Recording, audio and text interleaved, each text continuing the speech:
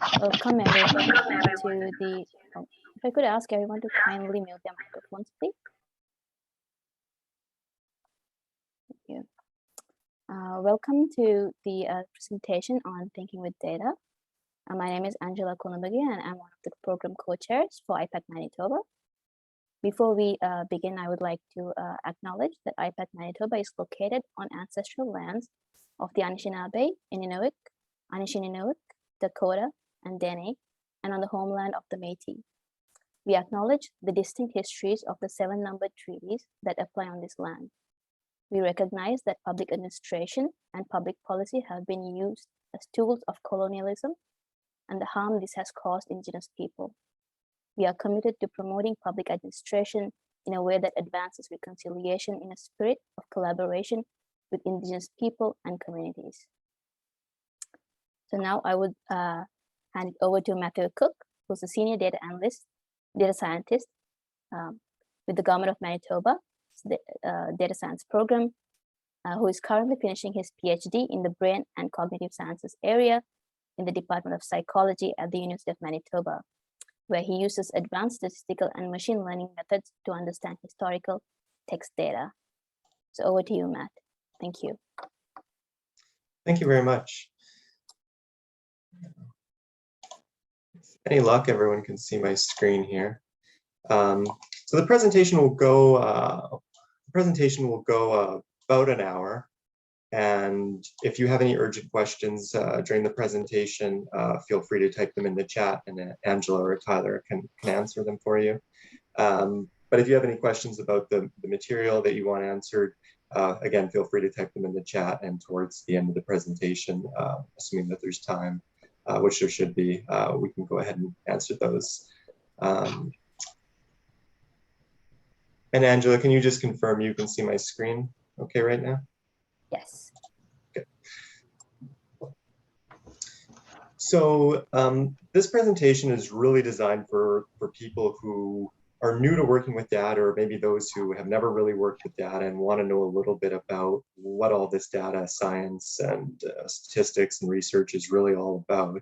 And it's also for the people who maybe know a little bit about that already. So maybe you've taken a statistics or a research methods course before. But unlike those sort of traditional methods of teaching statistics or research methods, we're talking about data science. We're really going to ignore looking into formulas and the number crunching that is more typical of those ways of teaching. So I want to start off with this quote here that I think really embodies the scientific mindset. And that is, everything that is not forbidden by the laws of nature is achievable, given the right knowledge. And I really like this quote because it reminds us of some important things, that despite the problems that we have in the world, whether that is the outbreak across the world of a deadly virus, or it's just trying to figure out how to get groups of people to get along with each other better. We can understand those problems and we can solve those problems if we have the right knowledge. And in its most elemental or basic form, that knowledge comes in the form of data. And there are different types of data, but for the most part, data are just numbers. And I really want to start here by looking at what is data, because we all hear about data, and we hear about data and data analysts and data scientists and big data and data-driven decision making, but very rarely is it ever shown to us sort of simply exactly what data is and why it seems to be so difficult to work with, and what we get out of it once we do figure out how to work with it. So for the most part, like I said, data are just numbers. Now, the problem, of course, with these numbers that we're looking at on the screen is that none of us care about these numbers, right? None of these numbers are going to cause us to get into debates about the nature of these numbers or what we can learn about these numbers, because these numbers don't represent anything in the real world, right? These aren't measurements of anything in the real world. They're just numbers.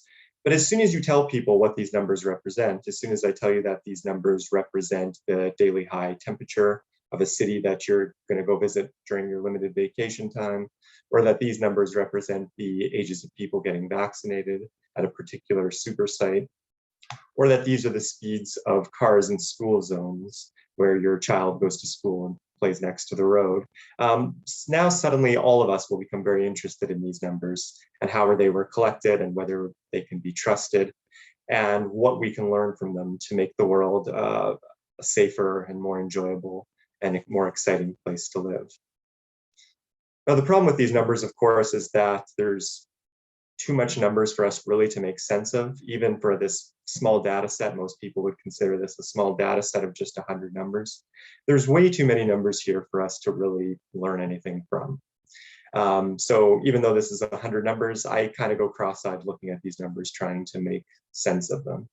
So what we really yearn for, what we really want, is some way of summarizing these numbers so we can understand them in a more compact way. What we really want is a compact description of the numbers that summarize all of these numbers with maybe just one or two numbers, right? And so one of the main things we can do when we come up with a lot of data like this is we can summarize it. So we could calculate the average. So all these numbers, the average of them is 29.86. And this is something we see all the time, whether it's in sports statistics, or whether it's a grade point average, or whether it's an average movie rating or an Amazon product rating. Averages are something we come across all the time, and they're really useful because this one number stands in for hundreds of numbers, or even thousands, or millions, or billions. But of course, there's some strange things, and there's sort of there's some traps in using an average like this that sometimes we take for granted and forget about. So even though the average here is 29.86, it's sort of strange because this average isn't seen anywhere in these numbers, right? All of these numbers were just whole numbers. That itself maybe isn't too big of a deal. But another sort of maybe troubling part about using an average like this is this average is close to 30. But we can see that a lot of these numbers are quite far from that average. So we have a 22 here. We also have some 39s in there. And if we go back to that, driving in a school zone example, if you heard that the average speed of a car in a school zone where your child goes to school is 30 kilometers an hour, that might kind of give the indication that everyone's driving safely. But you can see that there's a lot of people who are going a lot faster than that. And the average by itself doesn't give any indication to how much that data varies. And it doesn't give you any indication for how well that average actually represents all of those numbers. So to get a little bit more of an intuitive sense on how well that average does, we can plot those numbers. So this is what's called a histogram here. And this is a plot of numbers of the same type that we were looking at before, except for here is a plot of 10,000 numbers. And on the bottom part of the plot here, we have the value of those numbers going from about 25 to 35. And what this plot shows is the range of numbers. So this little bar here around 30 shows how many numbers there was around 30. So you can see that for the most part, most of those numbers were right around that average, though there were some numbers that were quite far from that average, say, as low as 27 or 26, or up as high as 32 or 33. But there's not too many of those numbers, the plot shows, because these bars are not very high as you get further away from that average. And we can plot that average on this plot here just to get a sense of that. And again, with this data here, we can see that that average does a nice job of describing that underlying data. In this case, we don't have to be too concerned that the average is leading us astray, because most of those numbers are right in around the average. And again, the numbers that aren't, there's not too many of them, so they're quite rare. And this is important because typically as consumers of data, all we ever get is this average. And this plot up here is what we were just looking at. And this plot here we can see has data that also has an average of 30, but those numbers are a lot more shrunken in closer to the average. So here in this plot below, even though it also has an average of 30, we can see that the average does a better job describing this set of numbers because there's not any numbers down here around 27 or 32. Now, one of the things that you might think looking at this, and I would forgive you if you thought it, was, okay, fine, Matt, this is the type of stuff data nerds like to do, make these plots and look at averages and look to see how well that average describes the numbers. But, the rest of us live in the real world. We don't need to worry about this kind of stuff. But this has, very practical importance, right? The car example is one, but maybe the more simple example, more practical, is you're looking for a good movie to watch tonight. You find a movie that has an average of 7.5 out of 10.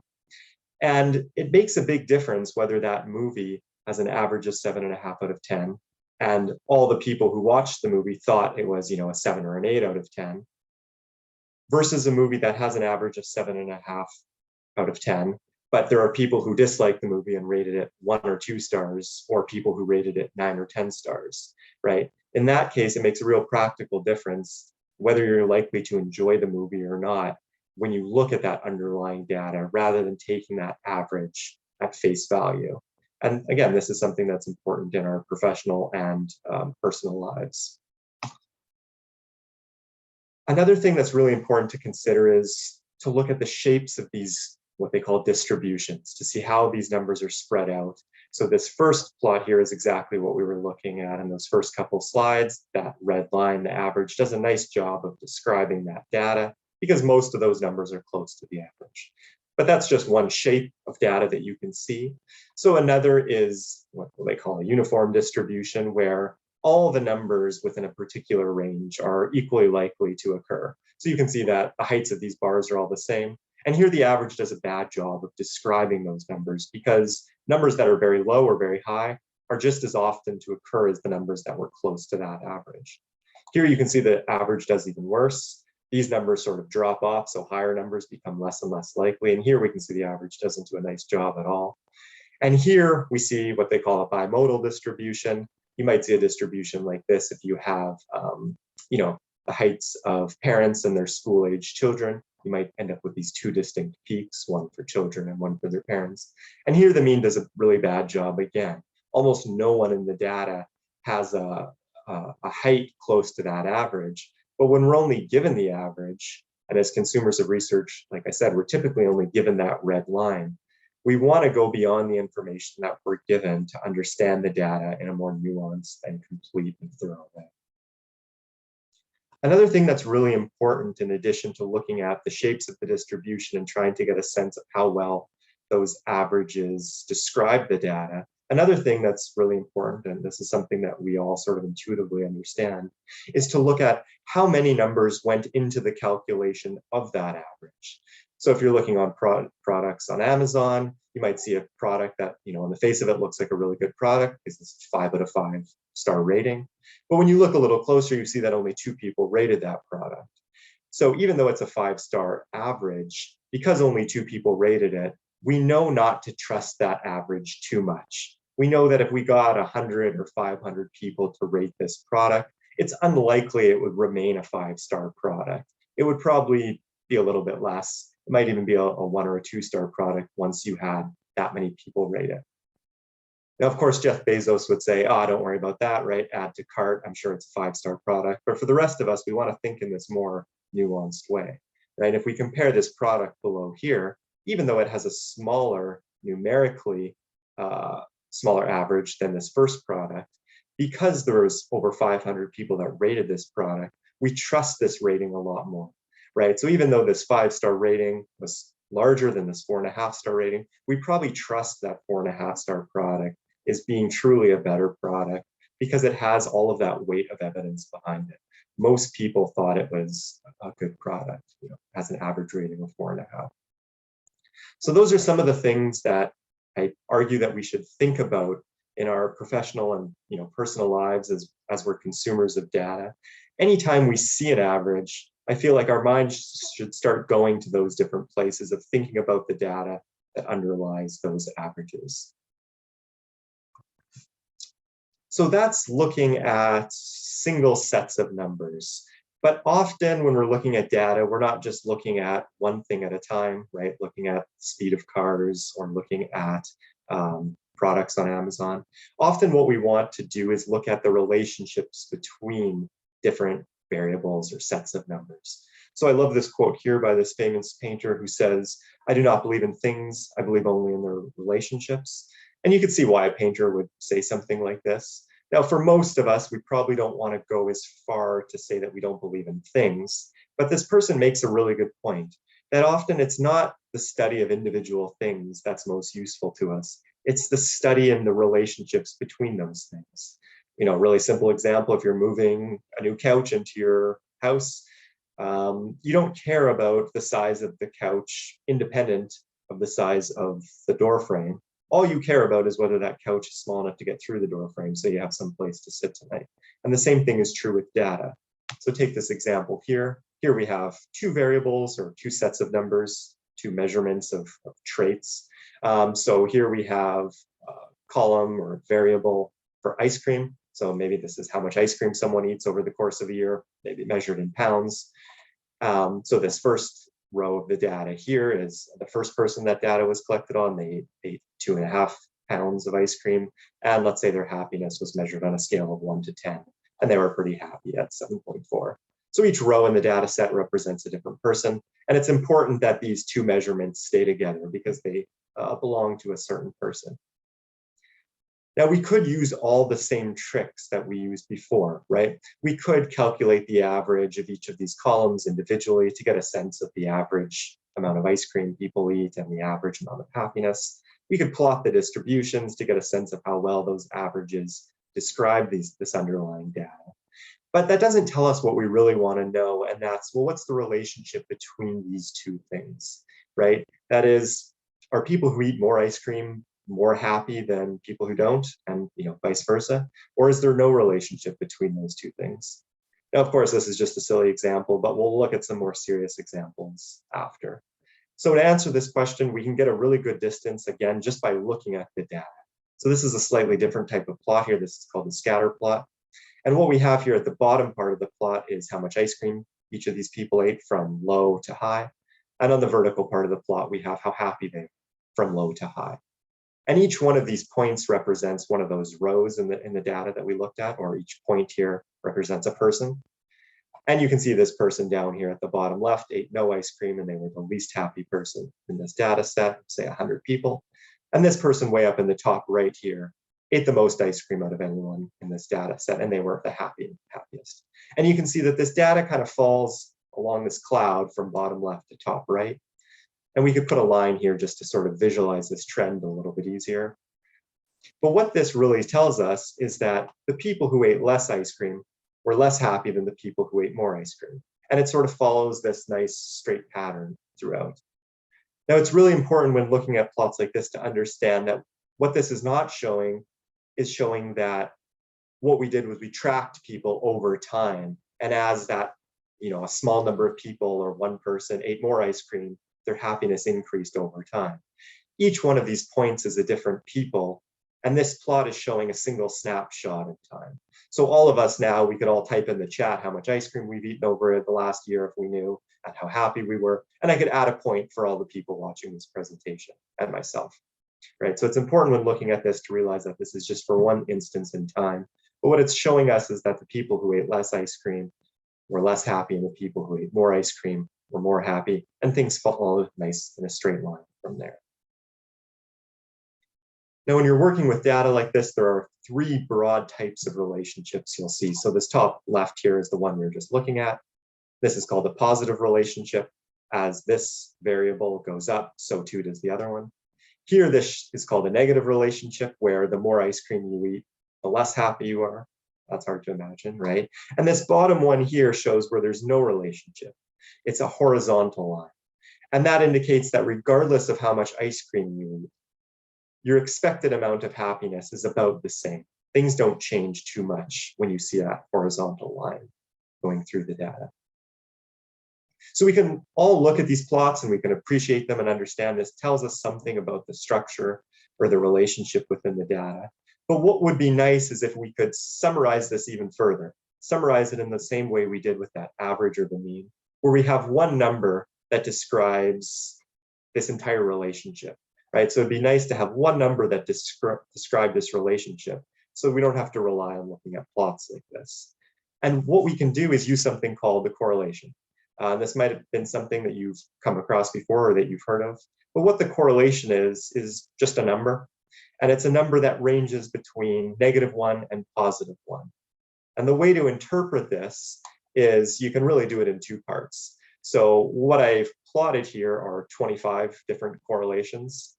So the same types of scatter plots we were looking at before, but for different correlations. And this is sort of an affront to the senses, but what we can see is we have these 25 different correlations that range from -1 to +1.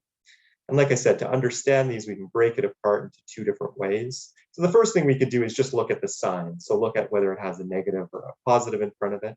All these correlations here you can see have a negative in front of it, so they're a negative correlation. And like I showed on the last slide, what that tells us is that this line is sloping downwards. So as the more ice cream people eat, the less their happiness, or the less happiness they have, their happiness goes down. Right? So as one thing goes up, the other thing goes down. And this is true regardless of what type of data you're looking at. Here we're looking at ice cream and happiness. But for all of these negative correlations, that trend goes down. Now for the positive correlations, the opposite is true. You can see all of these lines are sloping upwards for these positive correlations here. And what that tells you is, like we talked about, as the amount of ice cream you eat goes up, your happiness also goes up. And like we showed on the last slide, this correlation of 0 right here indicates that there's no relationship between these two things. So that's looking at the sign of the correlation, the positive or negative. Like I said, all correlations go between -1 and +1. But if we look at the number and we ignore the sign, we can see that the correlations with a 1, so -1 here or +1 here, are the strongest correlations you can get. That's when all the points in the data all follow along a line perfectly. And what that tells you is that those two things, say ice cream and happiness in this case, are perfectly related to one another. If you know how much ice cream someone eats, you could also know their happiness, because those two things, when they're correlated at -1 or +1, are perfectly related to one another. But you can see as these correlations get closer and closer to 0, the data starts to get more scattered around those lines. And you can really think of these lines as a model or a simplification or a summary of this relationship. And as that data gets further and further away from that model, or it gets more and more loose, that model does a worse job describing the data. So just like how the average was a way of thinking about the data simply, these lines are a correlation or a way of thinking about this data, about the relationship in it. And the stronger that relationship is, the better model these correlations are.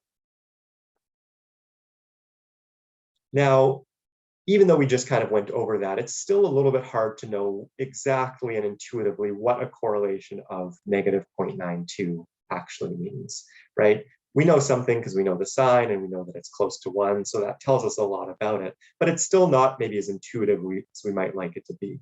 The nice thing is we can take the correlation, any correlation, and we can adjust it just slightly to make it much, much more intuitive.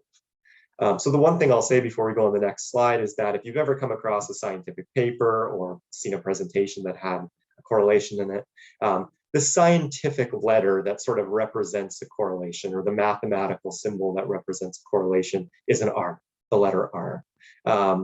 It's just something scientists like to do, I guess, is have a letter to represent numbers. But what we can do is we can take a correlation, that letter R, and we can multiply it by itself. So this plot here is the exact same thing we were just looking at. But if we take any correlation, so for example, this -0.92, and we multiply it by itself, we get the R squared, or the R times R.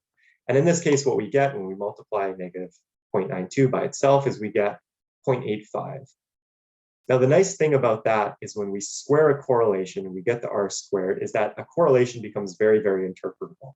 So the way we interpret this R squared of 0.85 is that for all of the differences within happiness, 85% of those differences can be explained by how much ice cream a person eats in this example. So in other words, everyone in the data had a different level of happiness. All of us have a different level of happiness. If this data here was to be believed, what that would show us is that 85% of the differences in happiness can be explained by how much ice cream we eat. And that's really cool because, of course, the implication of that is that 15% of the differences in happiness can be explained by other things.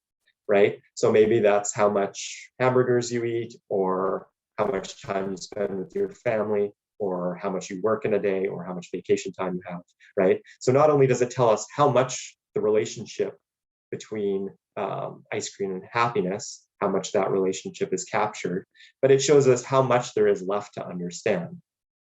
So I heard this quote the other day that that knowing one's ignorance is the best part of knowledge. And if there was a motto for the R squared, that was be it, right? Because the R squared tells us not only what the relationship is between two things in an intuitive way, but it tells us how much there is left to know.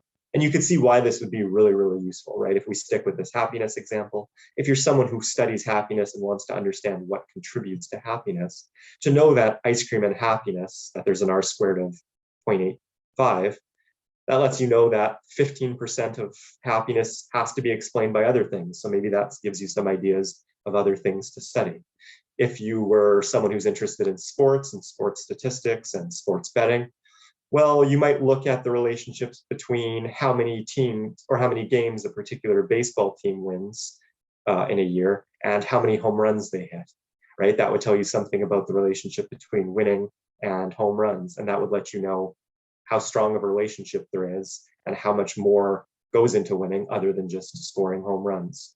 If you're someone who's interested in public health, well, then the data you would have here would maybe be measurements of cities and how many people are vaccinated in a particular city and how many people have gotten COVID in a particular city. There you'd expect to see a negative relationship, right? The more people that are vaccinated, the less people have COVID, right? So the nice thing about these correlations and these plots and using R squareds, what it is no matter what type of data you're interested in, you can measure that relationship mathematically by just plugging these numbers into a formula to get the correlation. Realistically, a computer program does that for you. And you can get the R squared, and that tells you how much there is to know, how much you know about that thing, and also how much there is left to know about that thing. So it's a really powerful method of summarizing data in a way that tells you a lot about that data and about a lot of that relationship. And again, you can use that for any type of data you're interested in, which is why I left the labels off these plots to keep this a little bit more abstract. So we've looked at this data, we've looked at relationships, but there's this trap that we can fall into when we're looking at relationships between data. And I've probably done it inadvertently as I've been describing this data, but this quote really talks about what this trap is. So this historian and scientist here says that the invalid assumption that correlation implies cause or causation is probably among the 2 or 3 most serious and common errors of human reasoning. Now, this is a pretty strong claim. If you go to Wikipedia and you look at the list of cognitive biases or errors in reasoning that have been cataloged and studied, there's hundreds. So the fact that this person is saying that this is among the 2 or 3 most serious and common tells us that this is something we should probably take seriously. So what is this error exactly that he's talking about? And is it possible that we've made this while we've been talking about this data? So this data here is exactly what we were just looking at. And the way that we've sort of been talking about it, and the way that's natural to think about it, if you're not careful, and again, I probably did it as I was talking about the data, is to think that, well, what this plot shows and what this data suggests is that if we just ate more ice cream, we would be happier, right? Because the people who ate no ice cream were unhappy and the people who ate a lot of ice cream were happy. So what this suggests to us is if we just eat more ice cream, we'll be happier. And this is certainly possible, but it's not forced upon us by the data, and we shouldn't think that way for this reason. It's possible that there is a causal relationship between ice cream and happiness. So the more ice cream you eat, that causes you to be happier. And if you were deprived of ice cream, that would make you less happy. That's possible. But it's also possible that things go the exact opposite way. It's possible that happiness causes ice cream. So maybe people who are really happy, right, are walking around in the park on Sunday afternoons and they want something to do. So they, eat ice cream because that's the thing happy people do. Another maybe more realistic example is that neither one of these things cause each other, and that some third thing that we haven't even measured causes both of these. So to be concrete, maybe how much money you make causes both of these things. So maybe people with more money are happier, and people with more money have more money to buy ice cream and hamburgers and vacations and TVs and books and all other types of things. So maybe it's possible that neither of these things cause each other. And this is true for any type of data.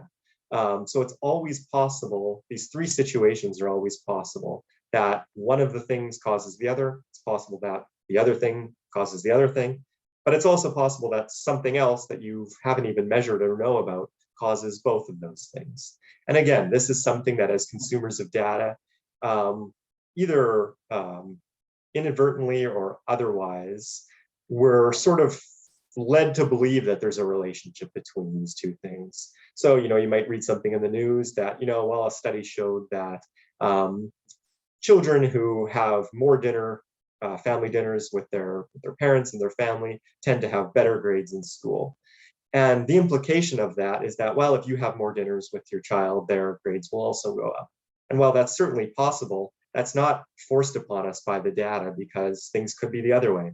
It's possible that children who do really well in school, get their parents' interest, and the parents want to sit down with them at dinner and hear about their classes. It's also possible that some third thing that wasn't measured in the study caused both of those.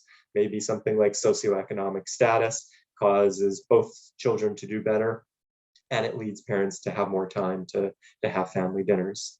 So anytime you're looking at data like this, or you hear about data where a straightforward story that, well, as this thing goes up, so you should eat more ice cream and you'll be happier, you should try to think of alternative explanations, because unless data is collected in a very specific way, that causal story is not forced upon us.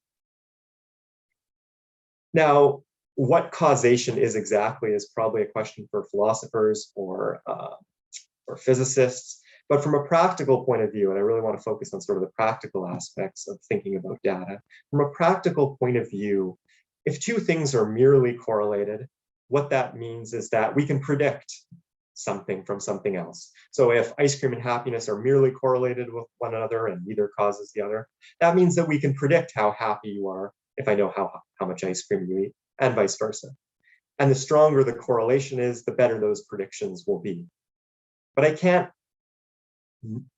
can't control how happy you are by giving you a different amount of ice cream, unless there is that causal relationship there. So again, from a practical point of view, if two things are causally related, that means we can actually go ahead and control those things.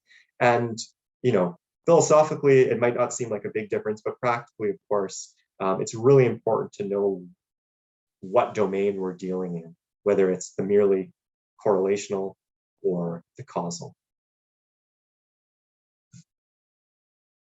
So we've been looking at this data. We've seen the same scatter plot now a whole bunch of times, showing the relationship between ice cream and happiness. But there's this sort of strange fact about working with data that often goes underappreciated.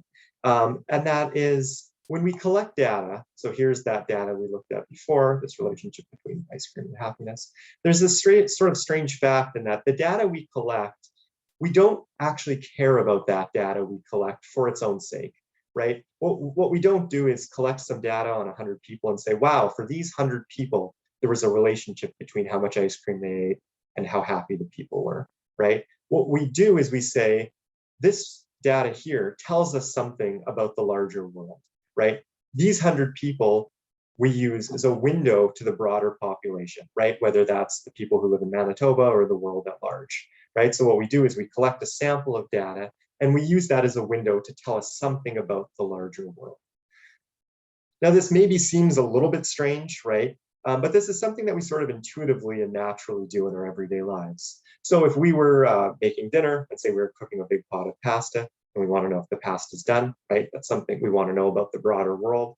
What we don't do is eat that entire pot of pasta and say, oh, the pasta wasn't cooked, right? Or yes, it was, right? What we do is we sample out one noodle, we taste it, and we say, well, that noodle was cooked. So that means that all of the other noodles probably were cooked in the pot, right? That is, we want to learn something about the world. So we take a sample from that world, we learn something from that sample, and we make an inference about how that world is more broadly.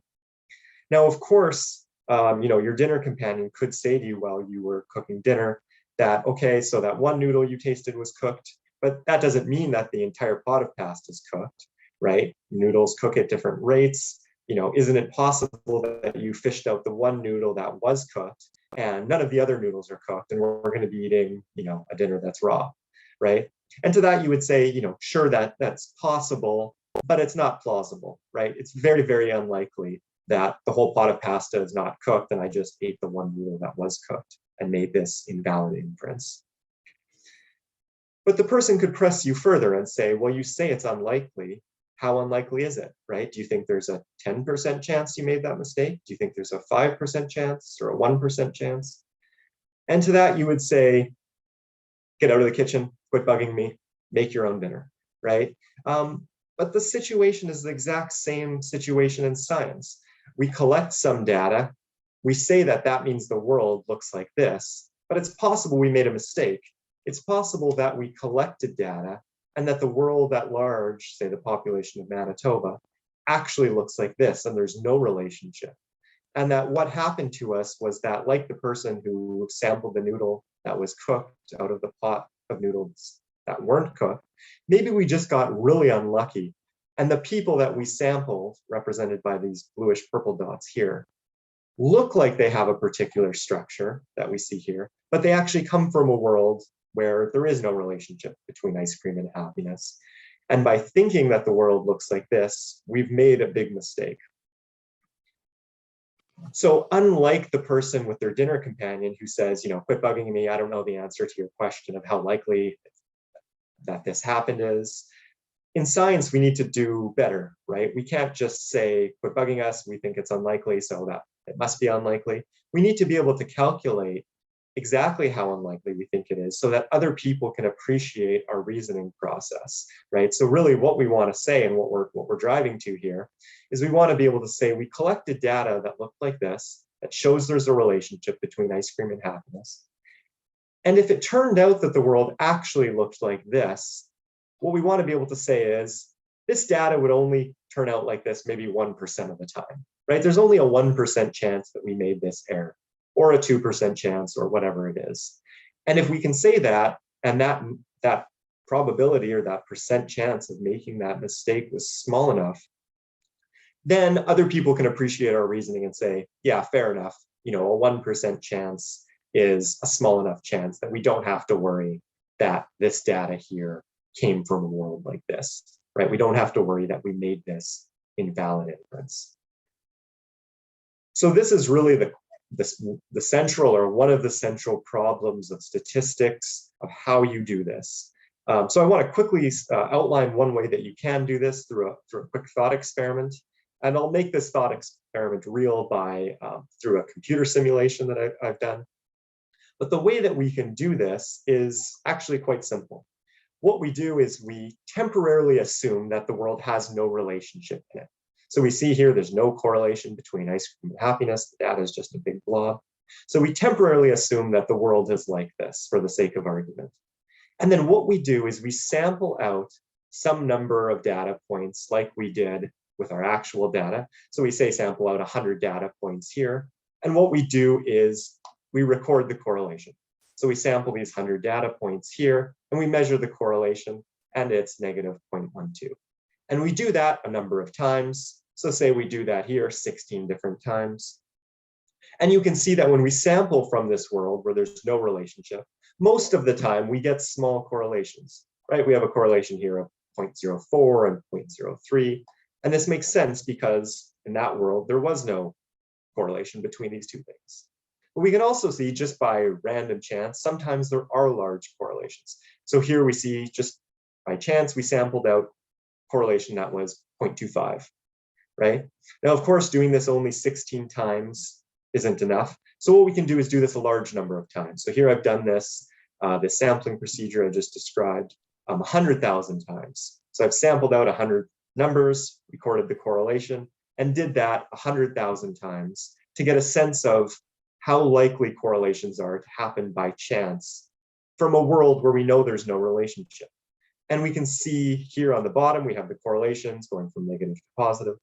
And the heights of the bars show how often these correlations happen. So we can see that most correlations are right at around 0, which makes sense because from this world, there was no correlation. But we can see that sometimes, just by chance, we get really unlucky. And sometimes there's correlations that are as big as, negative 0.5 or positive 0.5. Now, granted, they don't happen very often because you have to get really unlucky to get some data that looks like that from a world where there's no relationship. But now that we have this distribution here that shows us what the probability is or what the distribution is of getting different correlations from a world where there's no relationship, we can compare what we observed in our data to this distribution to get a sense of how likely it is. So just to be concrete, let's say we got a correlation in our data that was positive 0.05 or negative 0.05. Usually we'll use both the positive and negative because those are equally strength correlations. They're just telling a different story. And what we do is we put 2 lines on this distribution to look at where these correlations occurred. And now what we can ask is, how likely is it that we would observe a correlation this large or larger from a world where there's no relationship, right? So what that corresponds to is just all the correlations that were more extreme or as extreme as the correlations we've observed. So all of this red part of the distribution. And if we take this part of the distribution and we divide it by the total number of times we did this, which is 100,000, what we get out is a number. We get a probability that tells us that there is a 73% chance of observing a correlation this large or larger if there was no relationship between ice cream and happiness, right? So what that tells us, to go back to the cooking dinner example, this tells us that, if we ate that noodle and we said this one's cooked, and the person said, well, how likely is it that pot of pasta is actually uncooked, and you just got unlucky to pick up the one piece of pasta that was cooked, our response would be, well, there's a 73% chance, right? Now, at that rate, you probably don't want to eat dinner because that's such a big chance. You can't really trust the data, right? But let's consider another correlation here. Let's say we got a correlation of positive 0.15 or negative 0.15. Here we can see where these red lines cross here, that the probability of observing that correlation that large, if there actually wasn't a correlation in the larger population, is a lot smaller. Now it's only about 30%. And if we get a bigger correlation still, a correlation of about 0.3 or negative 0.3, we can see that we would only observe a correlation that strong about 3% of the time, right? And because that's sufficiently small, it's reasonable to conclude that the world probably doesn't have no relationship, right? It's probably more reasonable to conclude that the world actually does have a relationship in it between how much ice cream people eat and how happy they are. And if you've ever taken a statistics class or you've read a scientific paper or seen any presentation where people are talking about statistics, this number that we just calculated here is the p-value. That number tells you the probability of observing the data that you did if we temporarily assume that there is no relationship in the world, right? And it's a really important number in statistics because it gives us some idea of how reliable the data we observed was. Now, if I lost you there, I apologize, and it's my fault. This is definitely the most sort of complicated part of the presentation, but it's a really important part because this is something that's done all the time in statistics. Now, I'll show one other thing that is interesting, and that this plot here is exactly what we were just looking at here. So it shows the range of correlations that are possible if we assume that there's no relationship in the larger population. And again, most of them are around 0, but sometimes we get a larger correlation just by chance. And that was with a sample size of 100 different people.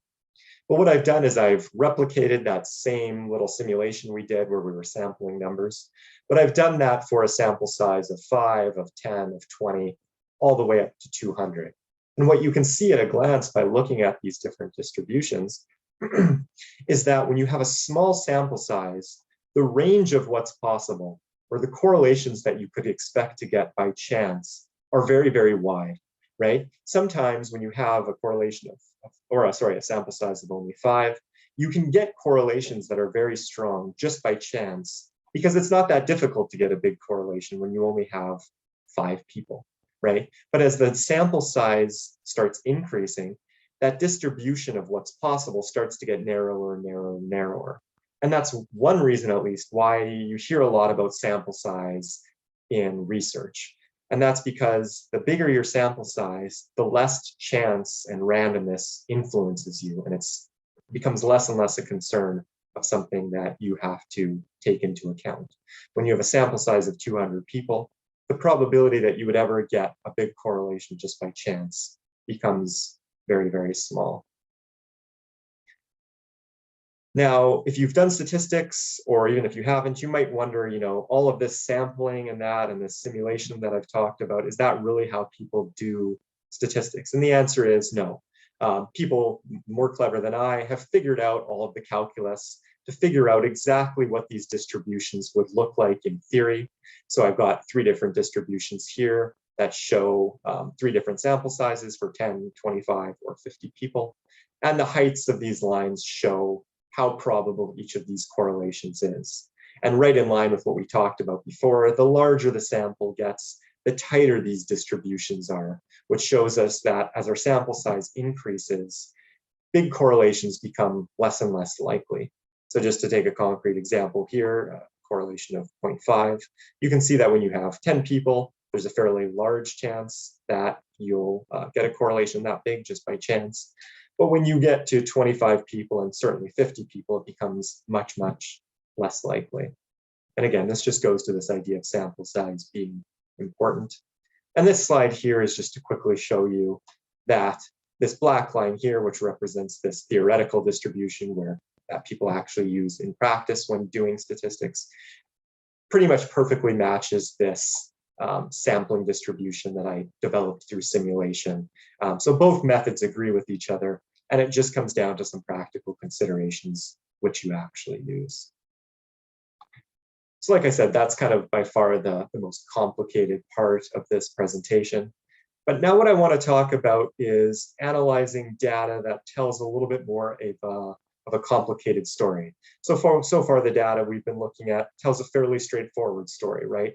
As the amount of ice cream you eat goes up, so too does your happiness, or maybe as the amount of ice cream you eat goes up, your happiness goes down. But those are fairly straightforward stories in data. And I want to look at some examples where things can be a little bit more complicated. So I like this quote here that says, "The aim of science is to seek the simplest explanations of complex facts, but we are apt to fall into the error of thinking that the facts are simple because simplicity is the goal of our quest." And I think this is really important because when you're explaining data to people, sometimes, as we'll see, things aren't so straightforward. And when you have to explain things in a more nuanced and subtle way, sometimes it comes across that you're being,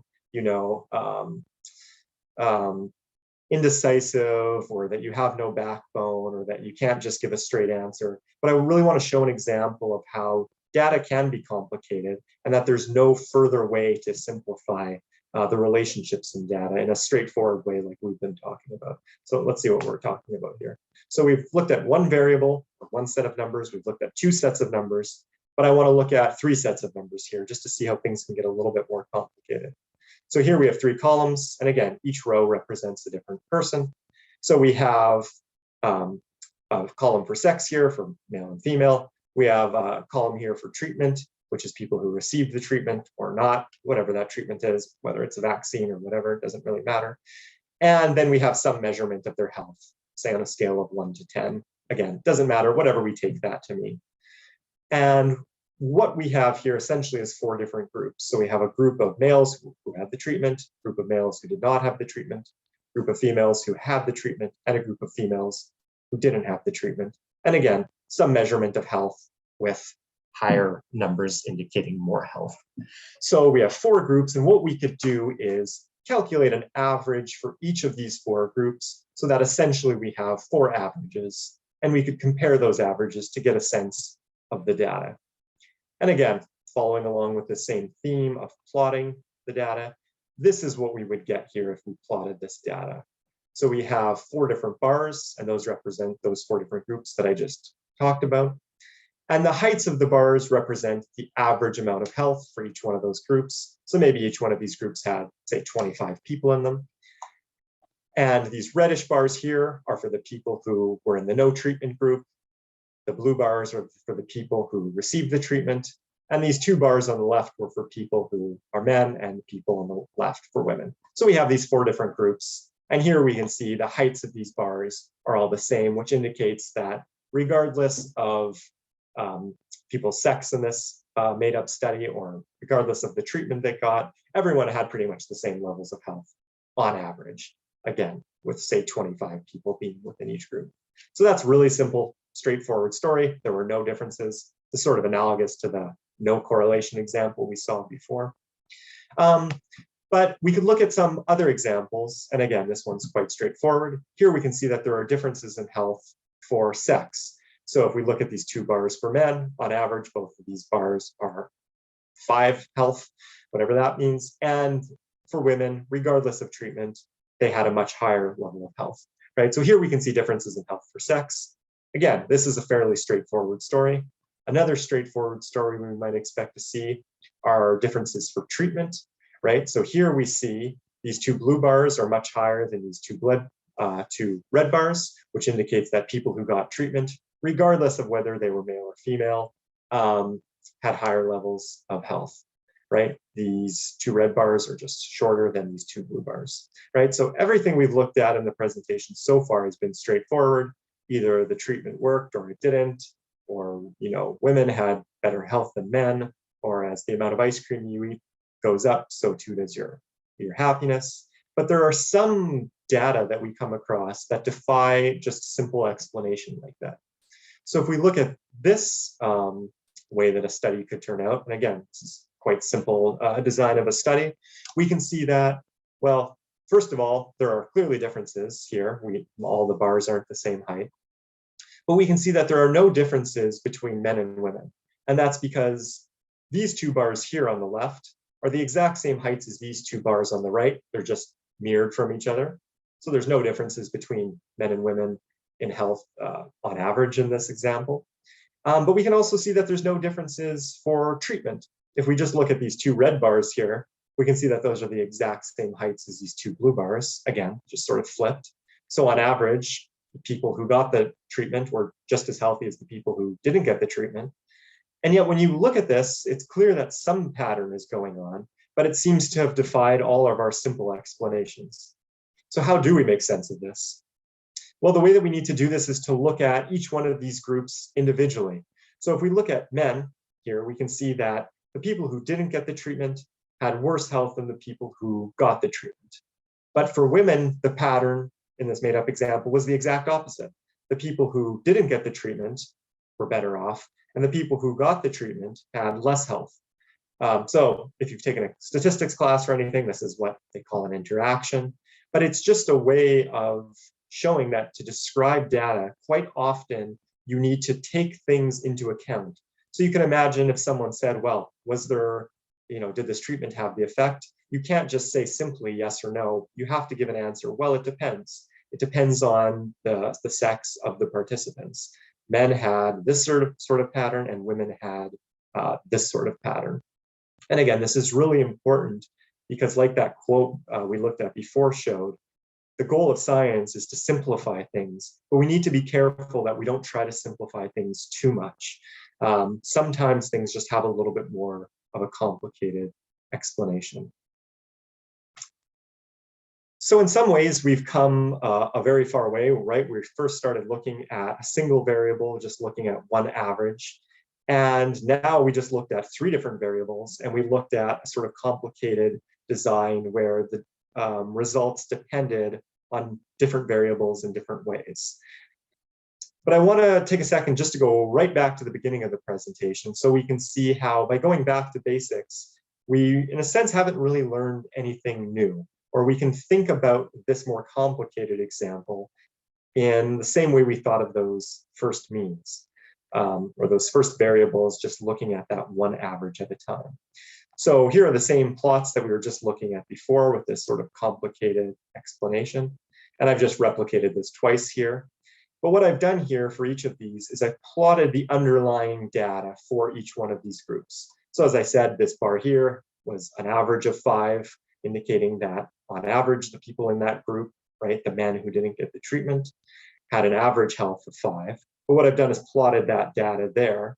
And for this whole plot, you can see that all of the data, that data that underlied those means was very close to the average, right? So to go back to those initial slides, what that tells us is that we can trust this average, right? It came from 25 numbers, and all of those numbers were very close to that average. And we can see that's true for all of these bars here. But if we look to the example on the right, even though all of these bars are the same heights as the ones on the left, we can see that the data that underlies it is spread out much further, right? So you can see that there are people in this first group here who scored just as high as, close to the average of this group here. And this is really important because what this shows us is that even though these two different examples have the same averages, numerically speaking, right? The heights of these bars are identical. Statistically speaking, they're not identical, right? These averages are not identical. When we take the differences within each of these groups into account, and not just the differences between the groups, we get a much different picture of the story, right? So this one here on the left, because we can take each of these averages at basically face value, we can think of the data in this way here, the way we did before.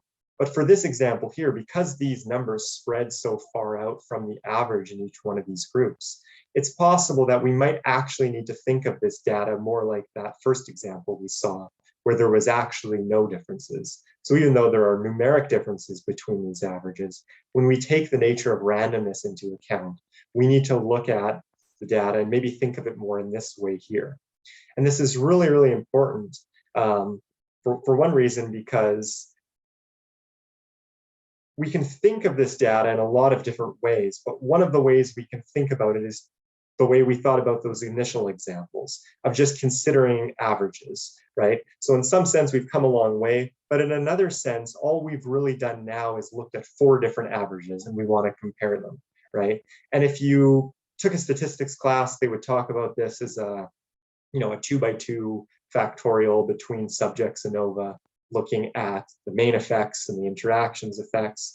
And you can think about it in that sort of complicated way. But another way to think about it is more simply to kind of go back to those basics and just consider 4 averages and to ask yourself how trustworthy each of these averages are.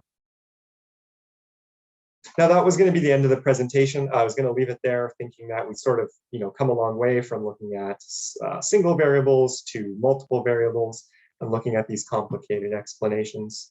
But then I saw this cartoon and I realized I needed to just include one more thing. So I saw this cartoon here and it shows this famous sculpture called The Thinker with this heroic looking philosopher, deep in contemplation. And it shows it throughout time. And then the punchline of the joke is the sculpture's at dinner with this woman and she says, "Oh, for God's sake, will you just order something?" Right? Which shows us that, even though this presentation is called Thinking with Data, that maybe thinking isn't enough, right? We talked about solving problems in the world. And of course, no problem in the world was ever solved merely by thinking, right? At some point, we need to make some decision, and those decisions have consequences. But I want to show how we can use the tools of data science and statistics and research to analyze our decisions, to get a better and more full understanding of not just thinking, but also of decision making. So let's take the example of medical diagnosis. So these are the types of histograms we were looking at before, but there's just 2 of them. So let's say along the bottom part of the plot here, which I've intentionally left blank, let's just say we have some measurement of something that's in your blood. So maybe some measurement of how much of a protein you have in your blood, from a low amount down here on the left to a high amount here on the right. And we have these 2 distributions here, this one for a group of people who don't have an infection, and we're sort of taking a God's eye view when looking at this data. But we have a distribution of people here who don't have an infection, and they tend to be over to the left side of the plot, indicating that people without this infection tend to have a low amount of this particular protein in their blood. And then you got this red group here of people who do have the infection, And those people tend to have more of this protein in their blood. But of course, there's a sort of awkward area in the middle here where there's some overlap between these distributions, right? Where there's people without the infection who have just as much of this protein as people who do have this infection. And the reason for that is just because maybe this protein isn't a perfect marker of whether you have this infection or not, right? There are other things that contribute, maybe age or other factors. Now, this is all fine. We can look at these plots, but what we want to do, of course, and what they do in medicine all the time, is you need to make a decision from this data, right? So you get a blood test done, and the doctor needs to make a decision whether they think that you have this infection or not, right? They need to say whether they're going to send you for treatment or send you to a specialist or whatever it is. So what the medical community does is they draw a line between these two distributions. And they say, what we're going to do is anyone to the right of this line, we're going to classify or diagnose as having this infection. And anyone to the left of it, we're going to say that you don't have enough of this protein in your blood. So, you're fine to go home. You don't need to see the specialist or start treatment or whatever it is. Now, what's the consequence of that? Well, if we look at each of these distributions separately, so let's take this one of infected people first. Everything to the right of this distribution are people that were telling you had enough of this protein in your blood, so you need to get the treatment or see the specialist. And the consequence or the implication of that is that we correctly diagnose over 90% of the people with the infection as having the infection, right? That's everyone in this red distribution to the right. The downside of that is everyone to the left of that distribution, this dark spot here, are people that actually had the infection who were sending home and telling them nothing to worry about. The amount of this protein you had in your blood isn't high enough for you to worry, right? So that's not so good. If we also look at the group of people without the infection, this group of people here is about 10% of people who were worrying needlessly that they have this infection when in fact that they don't. And we're starting them on treatment or sending them to a specialist and freaking them out. But 90% of people were correctly identifying that they don't have the infection. So you can see that there's different trade-offs here, but maybe the worst offense is this group of people here who have the infection who were missing, right? We're sending them home and telling them there's nothing to worry about, even though they have this infection. You can imagine, they might get sick later on. So that's not good, right? So what you could say as well, that's completely unacceptable. What we need to do is move this red line further back so that we catch everyone who has the infection, right? And if we look at this, that has that desired effect. Everyone to the right of this red distribution who has the infection, we're correctly identifying because they have more than this amount of protein in their blood. But this has the terrible side effect that we're now wrongly diagnosing people without an infection 84% of the time, right?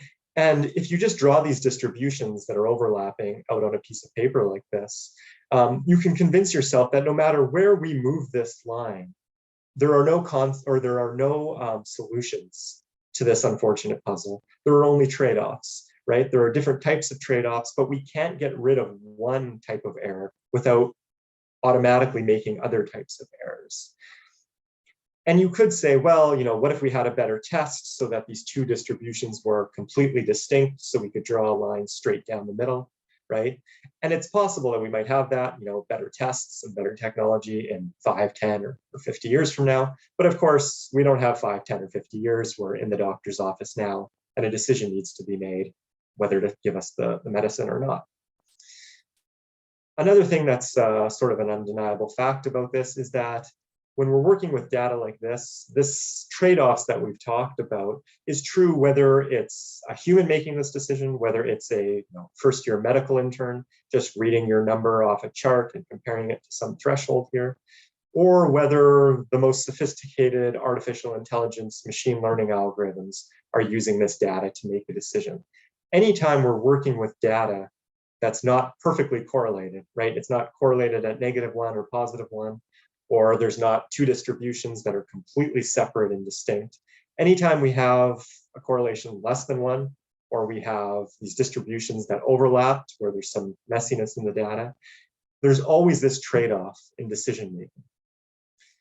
And just to show that that's not specific to medical diagnosis, If we keep everything the exact same in that last example, but we just change the name of these distributions to innocent and guilty, but we change what's on the bottom here to some measurement of how well your fingerprint matches that found at the scene of the crime, from doesn't match at all to the left here to matches very well to the right.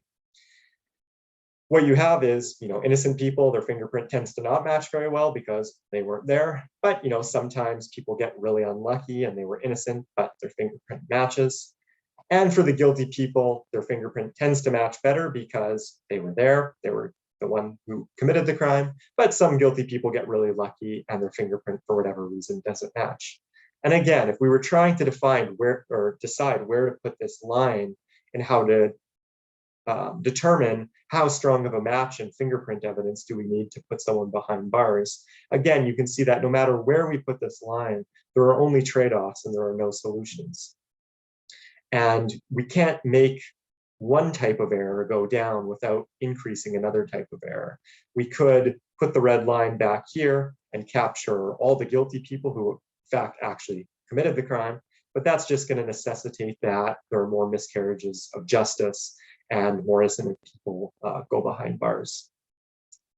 Now, the last thing I'll say about this is, even though all these plots that I've shown today have been just toy examples to illustrate points, there actually is evidence that for something like eyewitness testimony and eyewitness identification in criminal courts, that these distributions are overlapped in this way, that our ability to identify innocent versus guilty people through eyewitness testimony is not as good as we think.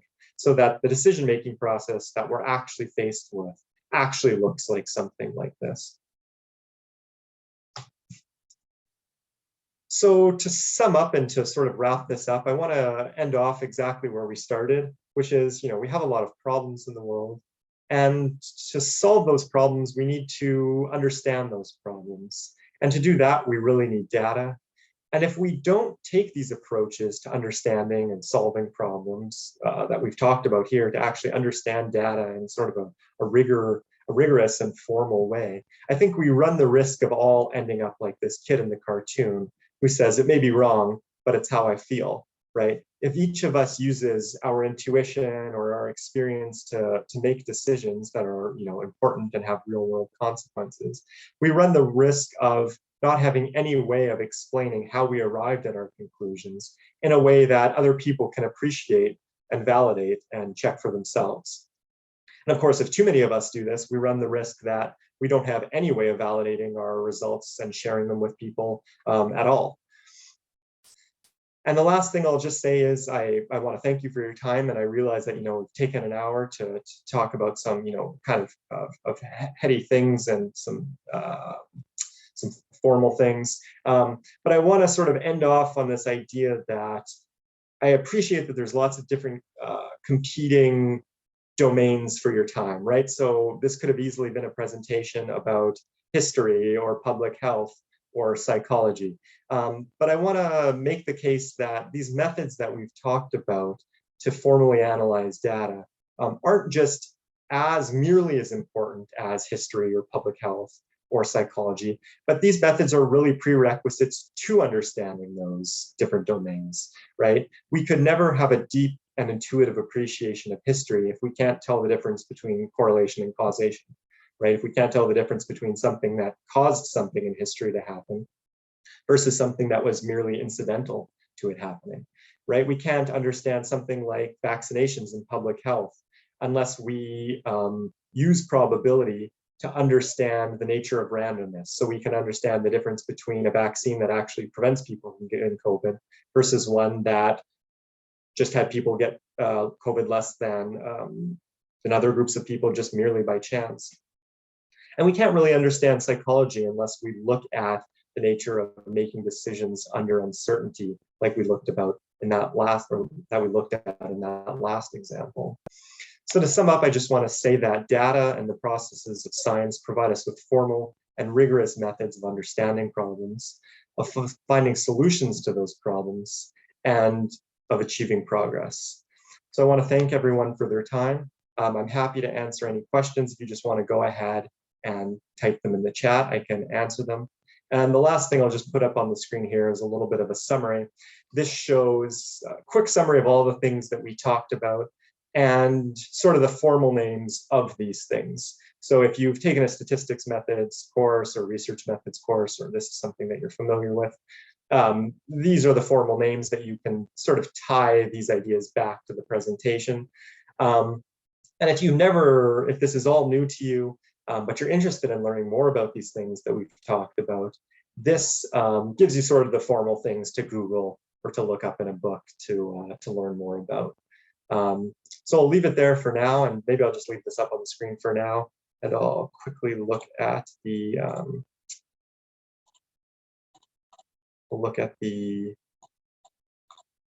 chat window. I might have to stop sharing my screen to do that.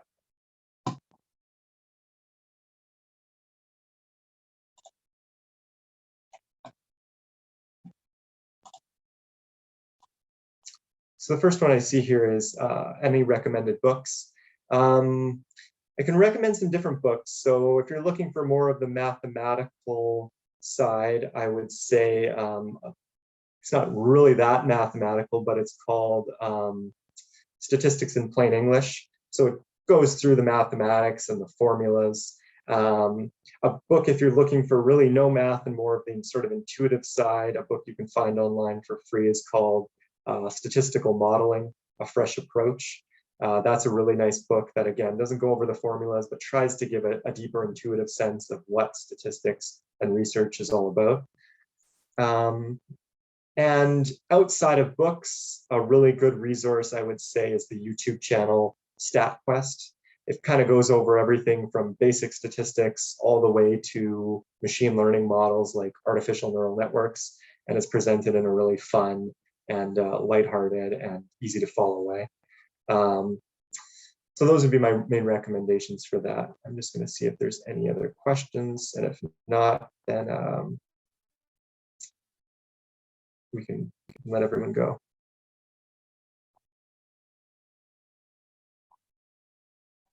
Well, I'd like to thank you, Matt, and the Data Science Program of the Government of Manitoba for your collaboration with IPAC Manitoba to bring this great presentation. Thank you, everyone, for participating, and this is a wrap. Take care. Thank you very much.